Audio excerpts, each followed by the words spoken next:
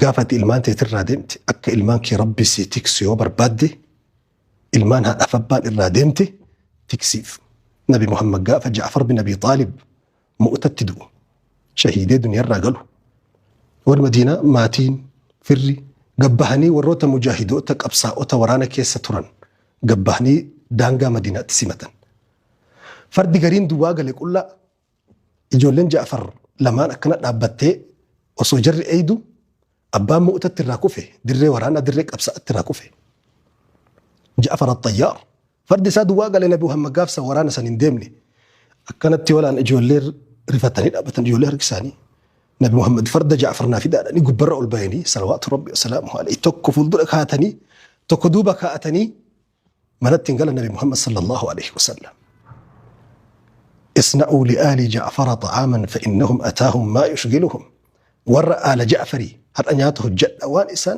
بيزي إسان قولوا اتلوا في الرسول برمتا قاف لفتي بريتو نبي محمد كأني جوليتو أتشو لكن يولك أنا جولين ددالة شوفتيري فين سران ببه هادو يوكيم ملاجئنا في رسول الله هذا جولو في التسكبني رفين سر هذا النبي محمد صلى الله عليه وسلم وياتكو بلا ددأتي وانا ددأتي ربي نوهي في سن اللي هاتكسو دنيا رادمنا إلمان هذا فبا الراكوفني جولين أكا شمبرو هات الرادوتي أو كاركي ستي هفتي كويا قاف اسم الراكوفتني بقاري ده ilmaan namaa tahar'aa dhafabbaa dhabde bira dhaabbadhaa gaafa ilsinirraa kufta rabbi bira isinii dhaabbata ana wakaafilu yatiimi fil jannati kahatayni rasuuli rabbi anaa fi namni yatiimaaf of qabe akka quba kana lamaati xiqqooma wal caala jedha rasuuli ol ollaa qubni lamaan kun wal ollaadha qubni sadaffaan jidduun jiru ollaa nabi muhammad jechuudha salawaatu rabbi wasalaamuhu alayhi wantoonni maatitti rarra'an ka ijoollee jallisan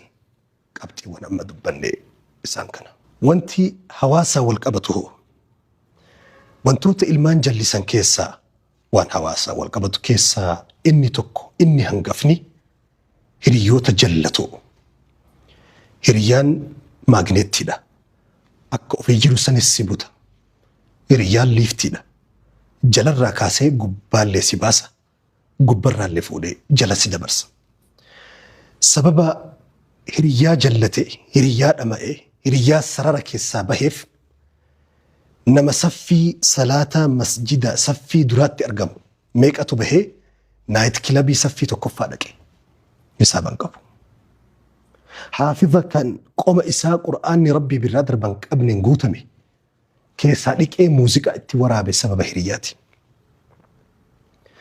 hiriyaan jiruu teetan oolmaadhaan jiraattu qofa son taane harga sadarkaa khaatimaa si balleessutti deema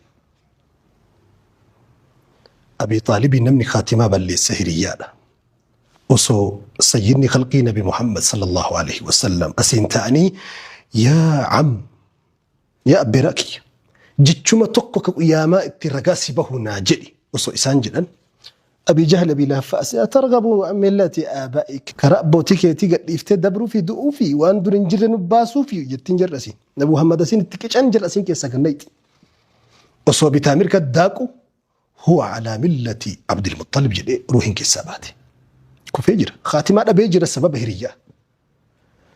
هريان وان ما قولوا نمني هندو فرت بيه كمن صاحب قوما نمني نمتك وجه قويا أفرتمتره صار مثلهم أكما جرسني تأجر علي النبي طالب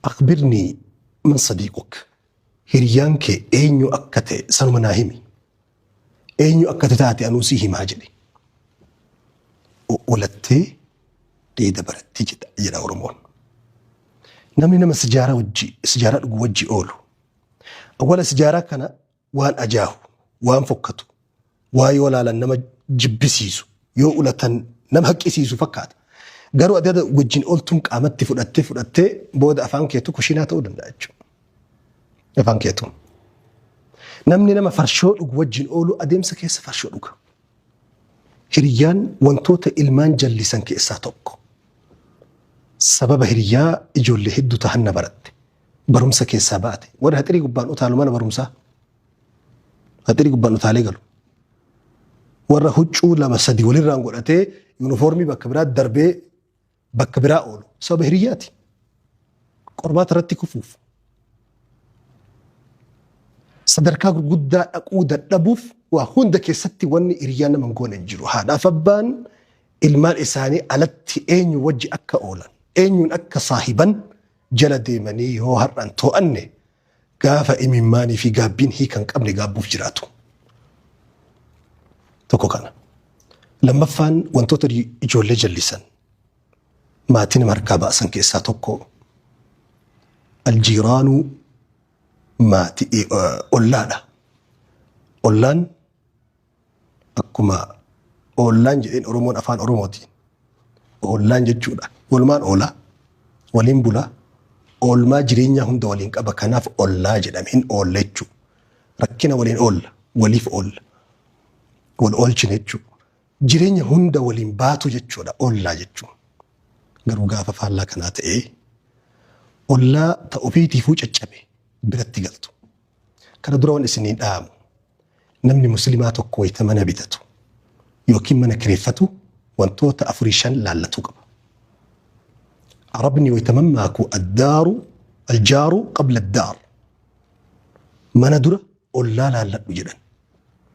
Tokko namni wayita mana bitatuuf yookiin kireeffatuuf deemu ollaa akkamtu naannoo kana marsee jira jedhee to'atuu qaba qoratuu qaba. Fiddee bira ijaaratte gaafa ollaa ibidda biratti mana ijaaratte mana san gurgurattee baatamu akkam goota. Ollaa muuziqaan keessa akka ibiddaa kanatti ol bubbisu. Ollaa qoshaashaa achirraa sitti gad darbu ka sagaleen isaa mana si jeequ ka ilmaan isaa dhufanii haxirii si darbatan.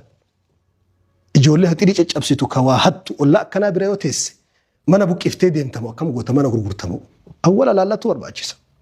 Sorroobiin awwaluma xilaan deemuudha dibaabee. Eega roobni roobe qofa xilaa dibaabee yookiin xilaa barbaachu liga difiiguun nama hanqina sammuuti. Awwaluma roobni hin jira roobuu deemarra yoo jette dibaabee qabattee bahus sirriidha. Namni musliimaa tokko itti mana bitu qabxiiwwan inni laallatuu qabu ofirraa qabxiiwwan tokkoffaan ollaadha. Lammaffaa albi'atu nadhiifa naannoo qulqulluu faabrikaa ulfa dubartii garaa darbuu jira furri isaa. Iddoo qoshaashaa yookiin balfatti darbantu jira. Iddoo akka qeeraatu jira. Iddoo maashina sibiilaa maashina mukaa katasgabbii wanni jedhamu takka hin jirre namni gara waaquu atuun keessummaa dhuftee buluu hin dandeenye jira. Mana wayita bitattu yookiin kireeffattu iddoowwan tasgabbii qaban qulqullina qaban iddoo hawaasa qulqulleeffatu beeku karaa sirreessuu beeku bishaan dhoqqee irraa waan akkasii sirraa qulqulleessuu beeku hawaasa kana naannoo akkasii filatuu qaban namni. Naannoo filatamaa qulqullina qilleensaa qulqullina hawaasummaa kan qabu. Inni sadaffaan namni tokko itti mana bitatu yookiin kireeffatu wanti inni ilaaluu qabu iddoo masjidatti dhihaatu ilaaluu qaba. Namni muslimaa manni isaa lama ka keessa jiraatu masjida rabbiin itti gabbaratu. Masjidni suuqii aakiraati. Iddoo bakka mana nyaataatiif hoteela adda addaa barbaaddattee galtee masjidni hin jiru salaanni tokko hin jiru. Salaanni masjidatti hin salaatamne mi'aan qabu. Shaayii sooqidda yookiin sukkaara shaayii sukkaara hin qabne garaagarummaa hin qabu. Ruuhii keessaa baha masjida keessatti kan salaatame. Namni adada masjida irraa fagaatuun onneen isaa gogaa deema. Islaamummaa irraa fagaataa deema. Hawaasummaa islaamummaa jiraachuu hin danda'u. Namni masjida irraa fagaatu. Namni rabbitti amane aakiraan isa yaachiftu mana wayita bitatu naannoo masjidaa ilaalee bitatu qaba. Inni sadaffaan kana. Afraffaan iddoo maasiyaan yakki gargaraa itti gaggeeffamurraa baqachuu qaba. Kana laaluu qaba. Naayit kilabii biratti yoo mana bitatte har'a ijoolleen kee borumtama sanitti oola achuma seenan. Iddoo muuziqaan ganama galgala keessaa dhukkisu. Kana haffazdi ijoolleen quraanatti manatti sheekatti gootee qaraasiftu caala muuziqaa waan bara 1980 irraa gara bara 2025 bahee yuutuubii irra jiru hunda haffazde ijoolleen. Guyyaa lama sadii keessatti muuziqaa sababa naannoo baalagummaan itti baay'atu. Qulqullinni namoomaa qulqullinni amantii hin jirretti namni mana kireeffatu yookiin immoo mana bitatu booda ilmaan isaa dhaba. Ilmaanii miti isattuu dabra isarrattuu dhiibbaa fi dawanni tokko ikdhib arabni maal jetti kijibi hattaa tusaddaq haga dhugaa dubbatta jesin jedhanitti kijibi. Kijibuma kana yoo deddeebisan namaa miti atuu dhugaa seetama kijibdu kana. Wanni tokko ofitti deddeebisan qaama namaa ta'a. Wanni aadaa namaa ta'e hin buugan naman dhiisu. Kanaaf ulamaa'ni maasiyaa fe'ete hojjedhu hayyamaa miti beeki. Garuu aadama sittin tahi wanni aadaa hedduu toobaan qeebaluu jedhan. Akka toobaa adurree asiin ofirraa haqaa asiin ofitti hiiti. Tokko qabxii kana. Inni biraa namni wayita mana bitatu namni muslimaa hawaasa wal ijaaruu beeku. hawaasa wal qabataa hawaasa jireenya waliin mushaarakaa sheer waliin godhee jiraatu waan adda addaati waliin jiraatu keessatti hawaasa bittinnaa'aa of wal quban qabne akka fakkeenya warri hawaasni magaalaa hedduun bittinnaa'aadha. Ollaan magaalaa yookiin ollaan katamaa ollaa qabriitii jedhaan. Maaliif warri qabrii kun hundi isaa wal bira jiran kunoo taakkuu lama lama adda fagaatan tokko isaa waliin dubbisu. Hawaasummaa waliin hin qabu warri qabrii kanaaf rasuulli assalaamu alaikum ahla diyaar warra gandaadhe waame rasuulli warra qabrii waa waliin jiraniif akka ollaa. Garuu nam tokko walitti hin bahu tokkocha quban qabu. Ollaan katamaa ollaa qabriitii jedhan. Kunni waan hawaasummaa wal qabatu. Waan ijoollee jallisuu keessaa tokko wantoota amma dubbanne kana. Kana ofirraa ilaaluu qaba namni musliimaa tokko mana wayita bitatu yookiin kireeffatu jechuudha. Qulqullina manaa qofa laaltee diizaayina bareedaa, gatii bareedaan argadhee, kaaree bareedaa, mallaqa xiqqaan argadhee, qabxiin kee kana qofa yoo ta'e bor ilmoo dhabda, jaartii dhabda. Bor jireenya keetu laaqama. Ollatu to'ata jireenya si harka si caala ollaa keetu to'ata jireenya naannoo keetii. Naannoo keetu irra to'ata sirra. Dhiibbaa isa turre qabaata. Namni jiruu tasgabbii qabdu, iddoo qulqullina qabu, qilleensa bareedaa qabu, iddoo waan gaarii irraa argatu galuu qaba. Iddoo madarsaan itti dhiyaatu, manni barumsaa itti dhiyaatu ta'uu qaba. Madarsaan fagoo yoo ta'e fakkeenya ilmaan kee to'achuu hin dandeessu. Kararraa goranii bakka biraa ooluu danda'u. Takkaa balaa konkolaataa rabbiin godhini waan adda addaatiif saaxilamuu danda'u. Sababa kanaaf iddoo madarsaatti dhiyaatu, mana barumsaatti dhiyaatu, iddoo bakka ijoollee itti qaruu dandeettutti dhiyaatu ta'uu qaba. Wantoonni hawaasummaa wal qabatan isa kana tokko. Wanni ijoollee jallisu. Ijoollee ammas wanti karaa baaburri akka adiin isaa gadhiisee kararraa maquu godhu tokko alwasaa'ilul i'laam mass miidiyaadha. Mass miidiyaan yookiin sooshaal miidiyaan har'a nuti wajjin jirru ilmaanii miti. Nama kalee imaanaan beekamu, kalee safuun beekamu, namoomaan beekamu hedduu namooma keessaa baase miidiyaan har'a. Akka waan tiktookii yoo ol seentu yeroo tokko ol seentee tiktookii kana laaltu. Si hospitaala Amaanu'eeltu balballi isaa banaa bulee umman achi yaa'e moosi balbala Amaanu'eel mana hospitaala maraattu jiraami maraattu wali qaban. Maraattuun gosa sadii qabdachi keessatti kareef maraataa jiru ka fayyaa jiru maraatumarraa sadaffaan ka maraatee abdiirraa kutan sadan kana. Akka waan hospitaala Amaanu'eel balbala bananii bulchanii umman achi yaa'ee tiktookiin banatee fakkaata bara. Nama yoo ati lafatti itti dhuftu kunoo nama bilchaataa tasgabbii qabu. Tiktookiin makana gubbaa yoo baya kunu suuraa biraa nama biraa. Lafatti rahmataa jabeenya nama biraatii kabajni rahmatummaa waan biraati. Gaafa tiktookiin gubbaa waan isa tuqu qofa summii achirra nyaatu qofa hin beeku. Waan har'a nama bilchina qabu jiruu yuunivarsiitii kolleejjii jireenyaa keessa ture, imaana keessa ture, maatii sirna qabdu keessaa bahee isuma kanaayyuu dhiibbaa itti fide ilmaan reefu waa takka hin beeyne. Mucaa huccuu ciccitaa uffatee tiktook irra mul'atu isa santu irra qarooma itti fakkaata. Isa nama arrabsee mallaqa walitti qabatu laalee wanni barataa oolluuf maaliidha bara. Karaa gabaabatti birri bahuuf hojiiwwan kana dalaguu qabnadha ilmoon kee. Har'a waan sooshaal miidiyaa akka ilmaanii dhiisati waan si godhe haadhaaf abbaa maal godhaa jira sooshaal miidiyaan. Sararaan ala baasaan jiru jiruun nama dhuunfaa jiruu maatii gosa diigaan jiru biyya diigaan jiru sooshaal miidiyaan gaafa ilmaan kee moobaayila feete bittee yuutuubiin tolee manatti waayifaayin galchitaa fi to'annoo tokko malee ilaala mucaa waan barbaade. Ati gabbaata ganama galbaata gaaf garii ilmaanii fi abbaan gariin akka awwaaldigessaa fi waraabessaati. Boolluma takka galalachuu waraabessi aduun gadhiinaan galgala bayaa awwaaldigessi immoo guyyaa ooleetiin galgala galaa guyyaa galaa. Kun wayita ba'u kun kan quban qabu. Haadhaaf abbaan gariin ilmaan isaanii quban qaban. Sooshaal miidiyaa isaanii to'achuu hin danda'an. Mucaan karaa chaatiitiin ta'ee karaa barreeffama adda addaatiin ta'ee CD gargaraa muuziqaa gargaraatiin mucaa mana keessatti televiziyoona al-abu thaani har'a televiziyoonni sooshaal miidiyaan abbaa lammaffaa addajjaalu sagiir jedhaniin ulamaan iddoo televiziyoona warra ulamaan televiziyoona irratti barreessan dajjaalu sagiir jedhanii dajjaali xiqqaa jedhanii waaman televiziyoona. Dajjaali mana keessatti ilmaan daaraa godhu jechuudha.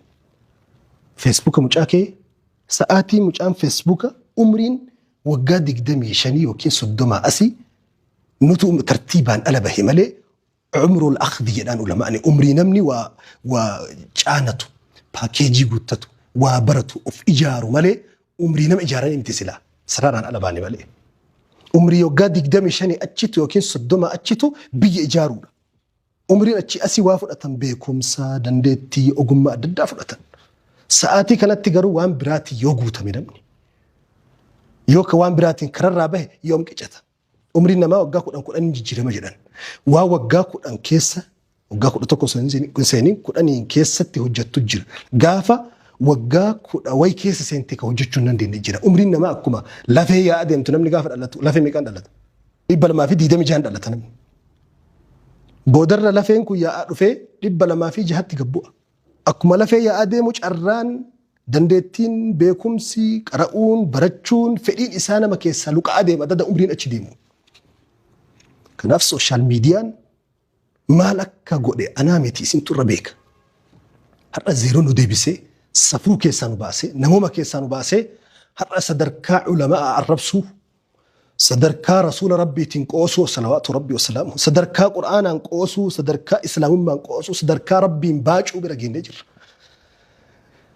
ilmaan har'a luukiin qulqulluun peejiin adiin shigginyeen summiin takka irra bu'in gaafa dhuftee aalama wasaka addunyaa wasaka kana keessa seenti qeeraa sammuun dhoqqee hundi itti walgahee kana keessa seeni mucaan maal dibatee achi baha kanaaf wantoota ilmaan jallisan keessaa inni tokko ka amma harkaanu qabu sooshaal miidiyaadha sooshaal miidiyaa barumsaaf itti hajamnaa qormaataaf itti hajamnaa qo'annaa fi qorannaaf itti hajamna ijoollee kee sooshaal miidiyaa irraa fageessachuu miti to'adhu qajeelchiif tartiiba deebisiif karaa jarri waan gaarii qofa irraa fudhatan godhiif mucaa kee mana keetitti nyaata summii qabu yoo dhiyeessitee fatiin ayyamtaa mucaan nyaadha yoo jeensin jedhe har'a rimoota harka keettee toominda jeerii irraa jalqaba wal ashaangulliit irraa adeemsuma keessatti sii bahaa dhufa zii alwaan zii maali osoo jedhu zii osoo jedhu zii jedhe keessaa bahee tare mucaan jiruu guutuu keessaa osoo zii alwaan lakka MBC 2 MBC 3 awwal MBC 3 eegala egas MBC 2 si seenaa ka diraama nama gurguddaa akkasumatti ka jaalalaa seenaa egasii fiilmii durriyyee seenaa akkatti hatan akkatti nama shawwadan akkatti haadha abbaa jalaa shawwadan waan guutuu barsiisaa mucaan kee mana barumsaa guddichi mana keessa si jiraa fi ati bittee bituu rakkoon qabu hin to'attuu quban qabdu mucaa bira yoo itti tarkaanfatee sumaa rukkutaa jira waan ta'eef qabxiiwwan ilmaan ni jallisan sararaan ala baasan jedhamu guutuullee ta'uu baatu gabaabinaan kana fakkaata. رسول ربي صلى الله عليه وسلم أكن جدا كلكم شفت كيسا تكسينا اتقافة مما أفجل قبها وكلكم مسؤول عن رعيته شفت كيسا وان اتقافة مما اتكنا مئرة نقافة تمتو حتى رسول لك هجتم من كيسا اللي تنياتا أغاتي تونا مغرغارتو وان الرد اتقافتم ما اتكنا من نقافة تيجي رسول ربي صلى الله عليه وسلم حديث بيرو كيست شفت نما وان اتكفمو اتكنا ما وياك ياما الراقافة من رسول ربي صلى الله عليه وسلم علم تكون حجزا من النار او تكون جسرا الى الجنة علم يوتلشتي قدس بريتشتي هرأسيتو شقيني في رئيس الأولى تفنانتا akkasumatti riqichatti jannata firdoosin seentu siitaati yoo har'a balleessite immoo bor gaafa ilmi kee hanna gabbahe